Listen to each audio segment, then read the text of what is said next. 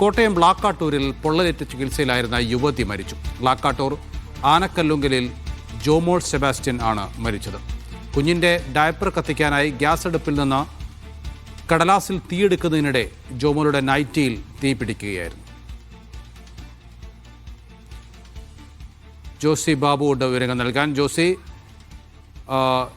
എങ്ങനെയാണ് തീ പടർന്നത്?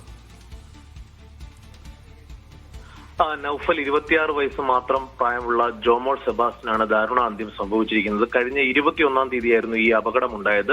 കോട്ടയം മെഡിക്കൽ കോളേജിൽ ചികിത്സയിലിരിക്കെയാണ് മരണം സംഭവിച്ചത്. ഇന്ന് ഉച്ചയ്ക്ക് ശേഷം സംസ്കാരവും നടക്കും. ഈ സംഭവത്തിൽ പോലീസ് കേസെടുത്തിട്ടുണ്ട്. പാമ്പാടി പോലീസാണ് കേസെടുത്തിരിക്കുന്നത്. എഫ്ഐആർ പ്രകാരം കുഞ്ഞിന്റെ ഡയപ്പർ കത്തിക്കുന്നതിനായി ഗ്യാസ് അടുപ്പിൽ നിന്നും കടലാസിൽ തീ പകർന്ന് പുറത്തേക്ക് പോകുന്നതിനിടെ യുവതിയുടെ നൈറ്റിയിൽ തീ പടരുകയായിരുന്നു. നൈറ്റി പൂർണ്ണമായും കത്തി, കയ്യിൽ മണ്ണെണ്ണയും പോലുള്ള കത്തുന്ന ദ്രാവകവും ഉണ്ടായിരുന്നു. അതും ശരീരത്തിലേക്ക് പടർന്നുവെന്നാണ് പോലീസ് പറയുന്നത്. എന്തായാലും പോലീസ് മേൽനടപടികൾ സ്വീകരിച്ചിട്ടുണ്ട്. പോലീസ് യുവതിയുടെ മൊഴിയടക്കം രേഖപ്പെടുത്തുകയും ചെയ്തിരുന്നു. എബിസൺ ആണ് യുവതിയുടെ ഭർത്താവ്. 1 വയസ്സ് മാത്രം പ്രായമുള്ള ഇവാനിയാണ് മകൾ. വൈകുന്നേരം 3 മണിക്ക് പാമ്പാടിയിലെ പള്ളിയിൽ സംസ്കാര ചടങ്ങുകൾ നടക്കും. ജോസി ബാബുവാണ്